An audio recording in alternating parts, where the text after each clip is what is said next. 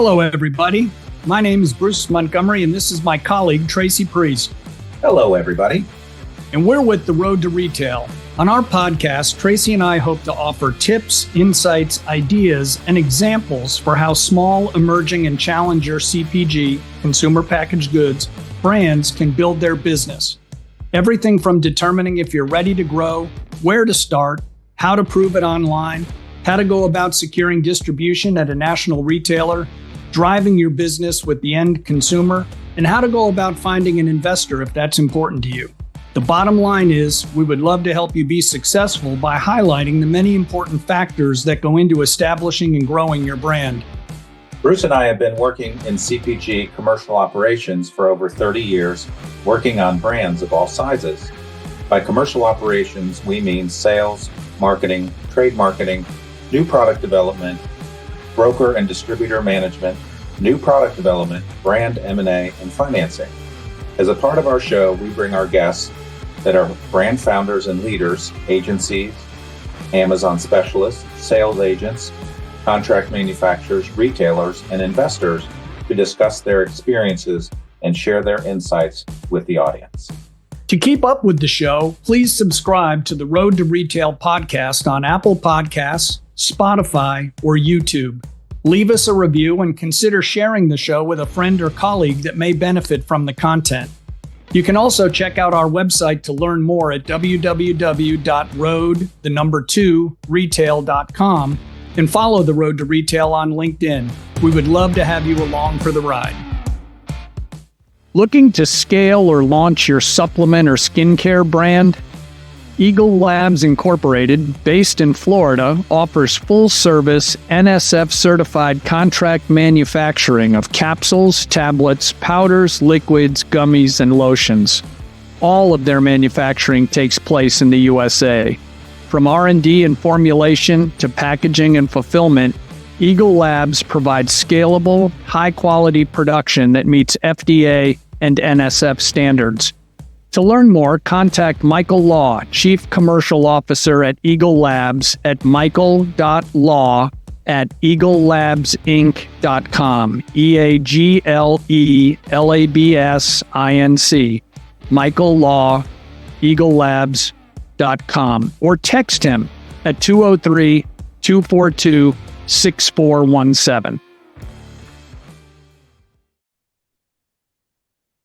Hello, everybody, and welcome to our latest episode of Road to Retail, where we invite friends, colleagues, and industry partners to our show to talk about consumer packaged goods and geared towards small emerging brands.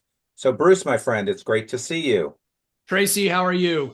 Doing fantastic. I am so excited about today's episode. We've got a fantastic guest. So why don't you tell our audience a little bit about who we have today? Well, today we're joined by Jackie Bae, and Jackie leads client success for LUNR Capital, that helps emerging brands finance their growth. And we're going to let her get into the specifics. But Jackie, welcome to the show, and thank you for your time today. Thank you. I'm super excited to be here today. All right. Well, before we jump into the specifics around LUNR, why don't you give the audience a little background on, who you are and what your career path has been up until the point you landed in your current role?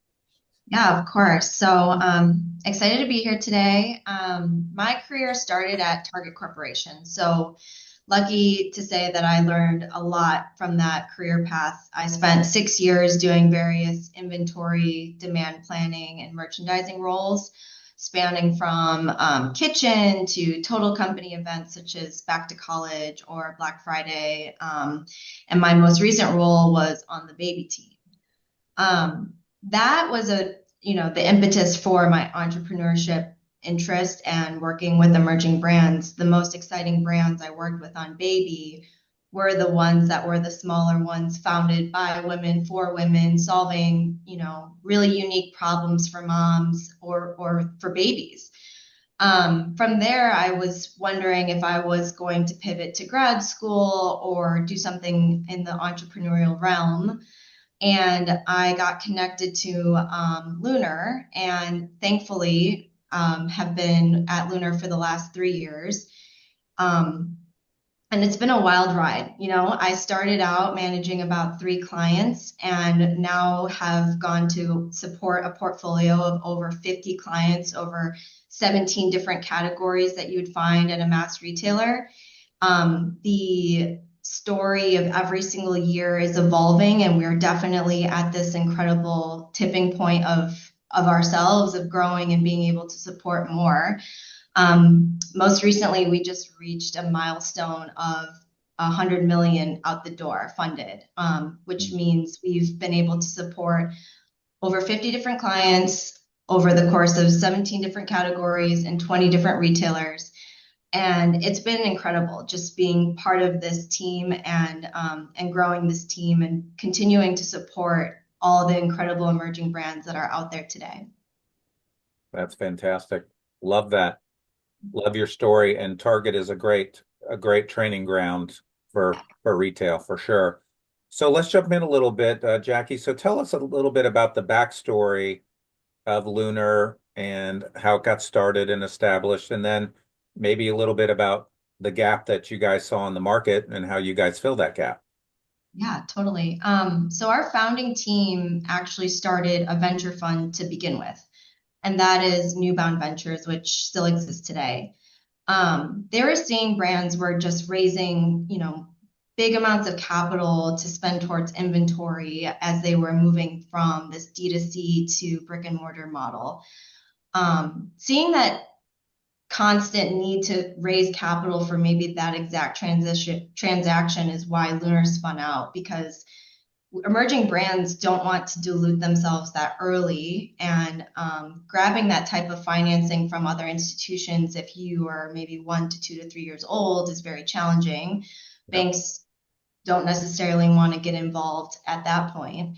So LUNR spun out as a solution to support that exact time frame where you are moving and growing into retail, and with that comes a huge inventory cost burden and financial burden. So we can come in and support you with that exact transaction. And this gap is constant, because moving from D2C or selling into retail is still incredibly relevant. I think, back in COVID times, D2C was king, but to really get growth, you're seeing all these brands having to figure out which retailer they're going to partner with to see that skyrocket growth in their business. And LUNR's the right solution for this. We have an incredible team with a strong background in consumer banking, investing in brands, representing brands, launching brands into retail, or even helping brands grow as they're in retail. And I think our team, really understands this landscape of what it takes to be funded.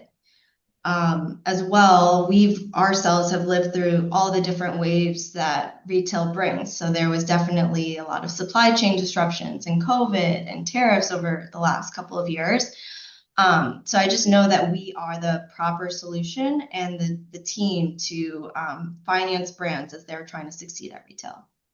Well, it's a great role and gap you guys are filling, because Tracy and I, we've had brands on the show or people that we help outside, and the cash commitment to inventory is a real killer, especially for people that aren't versed in how CPG works.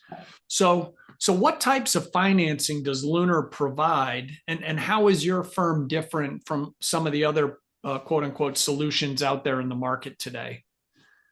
So our financing is retail commitment financing, which is a mouthful, but what that means is, or what that looks like, a retailer might be interested in your brand and they're going to issue some sort of commitment, and it's typically over email or it's an Excel forecast. And it means, like, it could look like a store count, it could be certain items, or maybe it's a pallet estimate.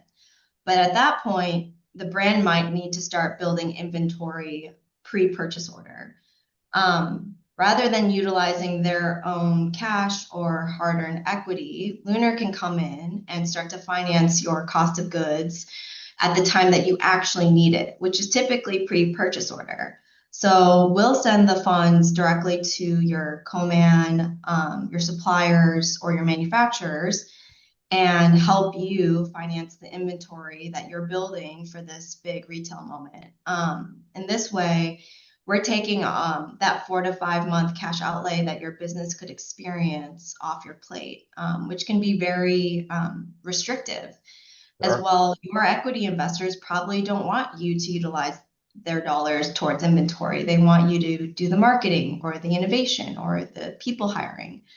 So that's the type of financing we do. And why we're different, I believe I've said this a little bit, is just we have this insane retail expertise and passion, and truly understand what it takes to succeed at retail and what those cycles look like. So we tried to build a financing product that actually meets the needs of inventory cycles for consumer brands, and build payment terms that are in line with your cash conversion cycle. So we'll get paid back when the retailer is paying back the brand.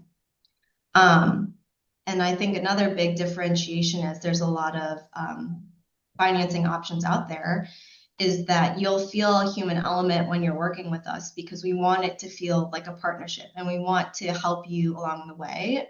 It's not just a apply and get it and never talk to you ever again. So those two elements of retail expertise and partnership as well. And then obviously we do have a modern, easy to use application to onboard and upload your financing and all that. I think all those three things together make the LUNR experience feel a lot more unique. So I know that you said that LUNR kind of spun out of everything your founders were seeing in Newbound Ventures, but did you guys ever do any, research out in the marketplace or among target brands, not Target, your former employer, but emerging brands, to say, hey, we think there's a gap here we can fill, but we're not 100% sure? Or did you think you already knew enough from what you were seeing coming out of not only the venture fund, but given your guys' backgrounds? Right. Definitely the background piece played a huge part of it, right? A lot of people had decades of experience in being in the consumer part of private banking or equity research or helping brands launch into retail. Like our founding team has that rich experience. But I think the fact is that retailers are always searching for excitement and innovation. Grocers are looking for the next hot ingredient, what's better for you. And emerging brands are the ones that are the nimble ones that are going to actually be able to fill that gap. Absolutely. And as a consumer, you're always looking for the next interesting, cool thing too. So I think just that cycle of innovation and need alone is enough for us to know that there's a ton of demand for the type of financing and partnership that we provide. Great. Awesome. Great. Love that. So Jackie, talk to us maybe at a high level, what other services does LUNR provide a small emerging brand other than just the financing? Yeah, I'd say that the number one thing outside of financing is the retail advice that we can provide, having lived through it a lot ourselves. At every single touch point we have with our clients, we try to figure out if there's any sort of consideration or thoughtful question we can ask to push them to think differently. This could look like, have you considered X, Y, and Z when you're talking to your buyer? What upcoming meetings do you have? Let's talk through those. Do you need additional connections in our network? There's an event this week here in Minneapolis that would make sense for your brand to be a part of. I think that is one really incredible, intangible, valuable piece that we provide to our brands. As well, this year we've started to build a community within our own brand portfolio too. So for an example, last month I had a small group of our brands come together and brought in a sourcing expert to walk through the latest landscape of tariffs, which is on top of everyone's minds today. And just understanding what to look out for, different timelines that you might need to be aware of, definitions that are very confusing as they get thrown around. So I think it's almost like this additional team member that you have beyond financing. It's another brain that can help your team think through all the different things, because retail is super complex and constantly changing and very complicated. So that's been super fun. Obviously, I love to be able to help my brands beyond the financing part. That's great. Yeah, small emerging brands need all the help they can navigating the landscape of retail. And you're right, it is always changing. And even what you said that's helpful is just making sure people understand the definitions. Right. Because if you're not a CPG person earlier in your career, I mean, it's like getting dropped off on Mars. It's like, what are you talking about? And I give these I give these smaller emerging brands teams credit. Sometimes the CEO is wearing the innovation, marketing, sales, finance, supply chain hat, and their team is maybe 3 to 4 people. And so I think being able to be an additional person or maybe another voice that can help them is something that we love to be able to do. They always need an extra set of hands. And sometimes the magic of entrepreneurs is that they don't know what to worry about. Tracy and I, we're going to start giving out t-shirts to the brands we interview, and it's going to say all gas, no brakes. You're the brakes, Jackie, because you can help them avoid troubles. All right. So what is the profile of a potential client that makes them attractive to LUNR? Do they need something beyond a deck? I mean, you said something that you want to see some sort of acceptance from a retailer, but tell us a little more about kind of what your punch list is when someone walks in the door and you're like, yeah, you're not quite ready yet, or sit down over here, my friend, we can help you. There's obviously a lot of quantitative and qualitative things that we're sorting through. So quantitative are the obvious things, like having financials that are organized, that we can digest. That looks like your P&L, your balance sheet with sufficient amount of operating history. So that's definitely table stakes on the quantitative part. But when I think about what attribute that kind of encapsulates everything, is that the brand is retail ready. I think that kind of addresses the umbrella piece of all the different attributes you might be looking for, because if you're retail ready, you've done your research, you've caught the attention of the retailer, you've created an innovation, or you've addressed a white space in the market. Your price is right, your packaging is there. So it's almost like being retail ready and having the attention of retailers is almost what we need, right? Because that all means that you had existing traction. You probably had an incredible D2C or Amazon run. You may have been at a smaller retailer, maybe like a smaller natural grocer prior, and you address a gap in the category.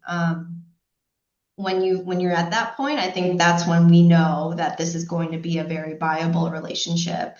And I'll also note, when we are working with these different clients and team members, we love to know the experience and the road that led them to building or launching this product today, because that's obviously very important. Like, what was your experience prior? Are you going to be able to utilize those strengths as you are, making sure that this business continues to succeed? And obviously also very much looking for high collaboration, because it's a big risk, right? We're coming in early and a lot can happen in the course of a couple months.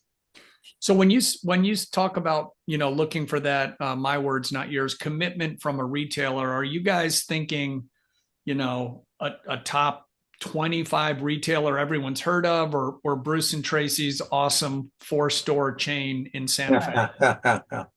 That 4-store chain's a little hard for us, right? It's typically the top 20 retailer list that everyone's heard of. So Target, Walmart, Costco, Sephora, Ulta, Whole Foods, that type of list.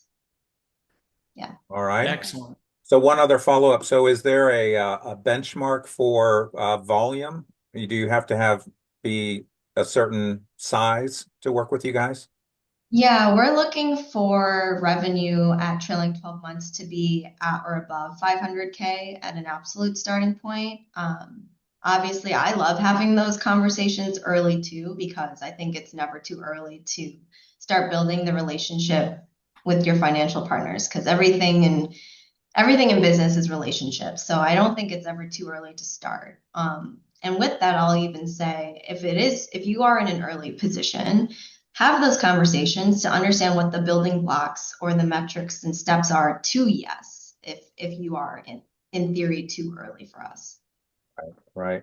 So yeah, I think you touched on this already, but let's talk about, so you only work with retail ready. I don't want to put words in your mouth, brands. So would you fund a D2C/Amazon brand?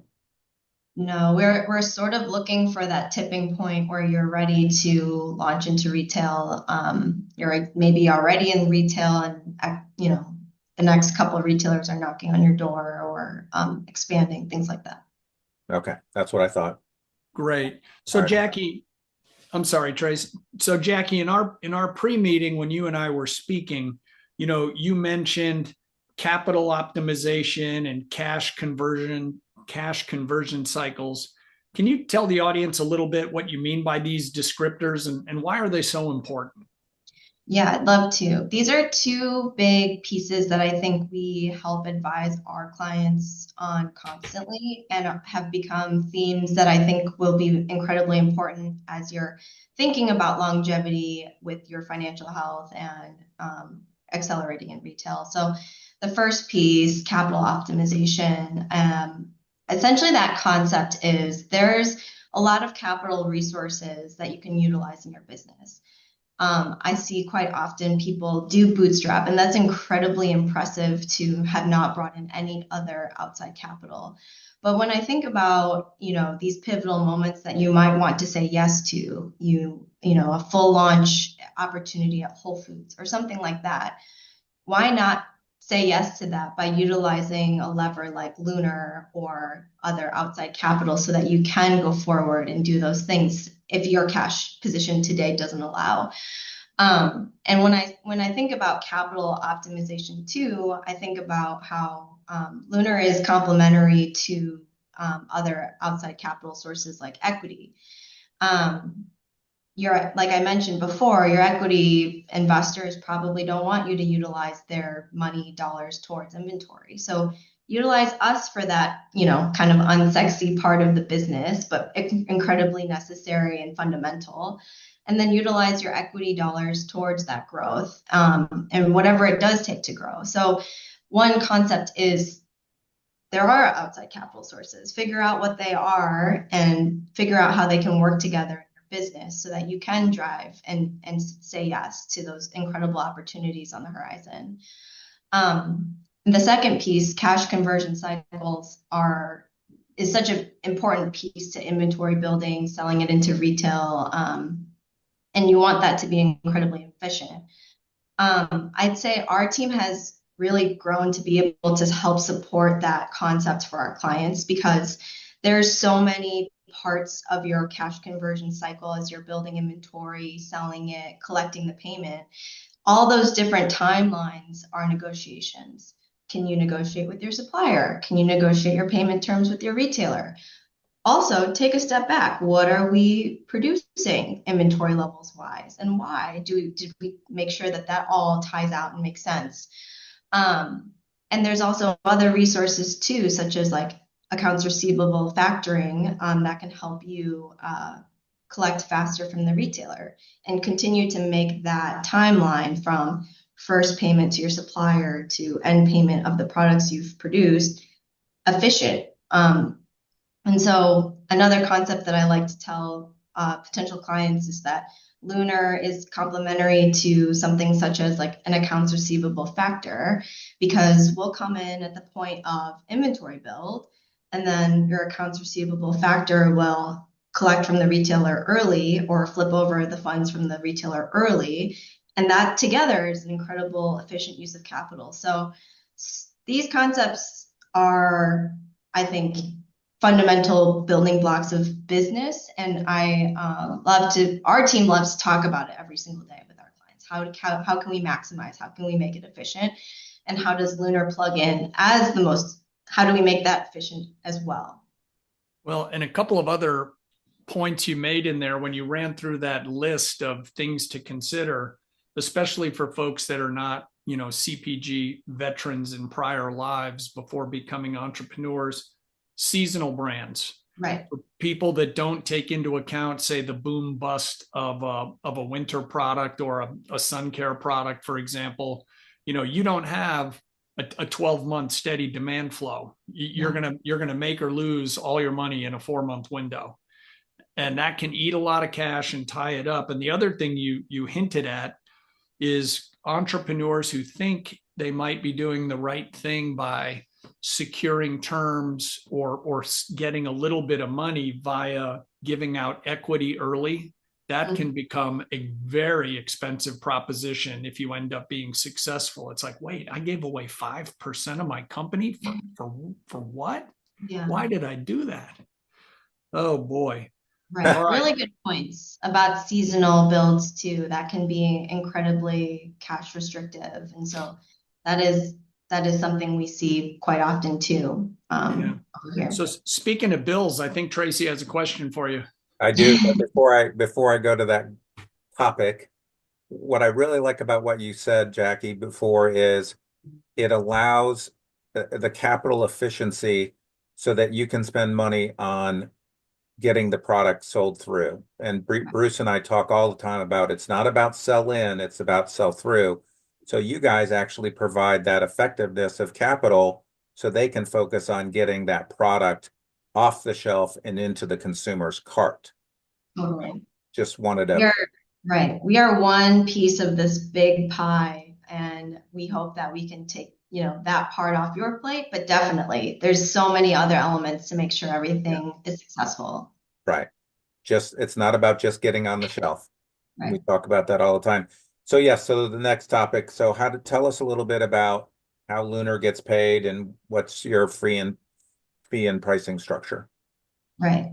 So LUNR gets paid back directly by the retailer. So when the retailer pays, that's when we get paid typically. And our fee pricing structure, we charge a fixed non-compounding monthly rate. So then when that rate starts when the funds leave our hands, and then it ends when we get paid back by the retailer. Non-compounding, folks, that's very interesting and important. So Jackie, correct me if I'm wrong. Think about it, folks, this way. It's kind of like your credit card balance. If you don't pay it off, the interest keeps piling up, and she just said it's a fixed fee. Is that correct? Right. That's big. That is big. Yeah. So Jackie, this might be a little bit not necessarily right down Main Street with LUNR, but it's always interesting to hear how emerging companies, and you guys are kind of an emerging company, even though you gave us some pretty juicy stats about your growth. So congratulations.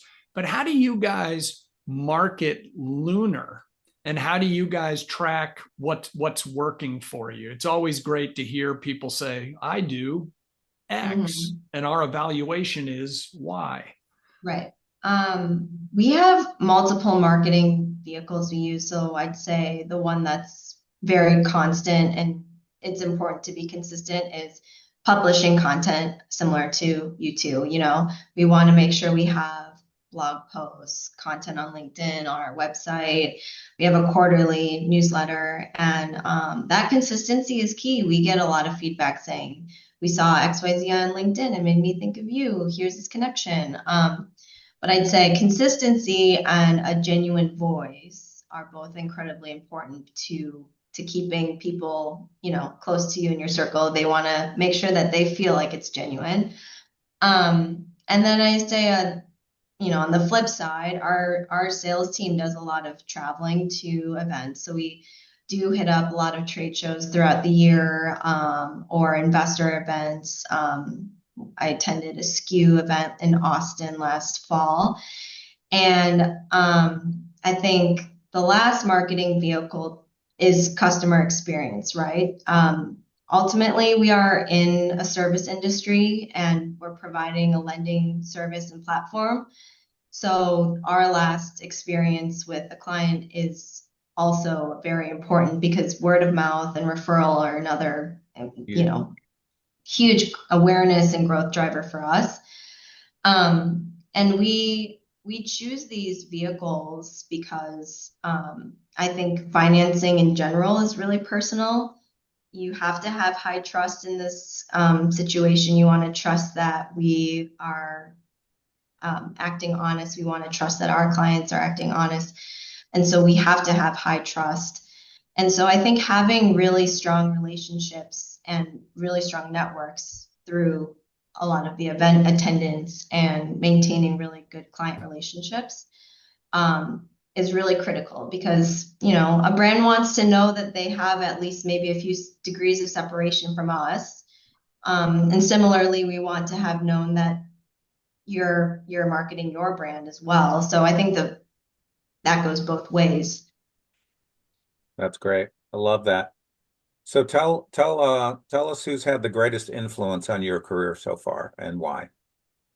Yeah, I really like this question. I was recently introduced to this book concept called Radical Candor. I'm not sure if either of you have read that, but it had me reflecting on who in my career threaded the needle on both empathy and really strong direct feedback. And two different target managers come to mind. I believe that they are like real life examples of people who figured out how to build foundations of trust so that when we did have difficult conversations, I was all ears and took it very seriously. They're incredible coaches who didn't want me to coast, and we had a lot of like celebratory and positive conversations too. But yeah, shout out Nick and Erica from Target. I still think about you two all the time in my present role and every day. I love that. That's great. That's great. All right. So Jackie, we're rounding third, heading toward home. So this is a very critical question. Who is your favorite band, brand, or sports team, and why do you support them? I'm gonna go with brand. And Can't say LUNR. Can't say LUNR. Can't say LUNR. I'm not gonna choose anybody in our portfolio to show any favoritism, but I've been very much loving my Aura Ring and all the marketing they've been putting out. It's like a fashionable, gentle reminder to rest, sleep better, breathe deeper, make sure you're not stressing yourself out every day. Feel like all the other fitness trackers leading up to Oura Ring was like, why aren't you moving? Get up, take a walk. And so I love the balance of the Oura Ring saying, you need to probably take it easy today. And I love a good nap. So it's been fun. I've been wearing it for like 6 months now. That's great. You're our first Aura Ring comment. So kudos to you. And very well played, not naming someone within your portfolio. Yes, that shows your executive management material. Yeah, with that decision. It's like asking who's your favorite kid. Exactly. There's no we have 4 kids, and depends on time of day when they were all younger. Exactly. So, all right. So Jackie, thank you so much for your time. Why don't you tell the audience how they could get in touch with you or LUNR and learn more about your firm and your services? Yes. So you can start out by looking us up on lunarcapital.com, and you can start your application today on the website, or if you're not ready yet, you can also sign up for a newsletter or get informally in touch that way. So reach out to us through the website. That'll be a surefire way to get into contact with us. Perfect. Thank you so much. All right, Tracy, I hope your arm's loose. The big finish. The big finish. Absolutely. Well, first, Jackie, thank you so much for joining us today. We really appreciate it. We'd love the services that you're offering. It's great for a small emerging brand. And I know our audience is going to really enjoy listening to this episode. So audience, continue to follow us on Apple and Spotify. Also on our LinkedIn page, we post every Tuesday. So look for this episode. And then also you can find information about us and our episodes on our website, which is www.road2retail. So thanks again for joining us. And Jackie, you were awesome. We really appreciate it. Thank you for having me. Good luck out there, folks.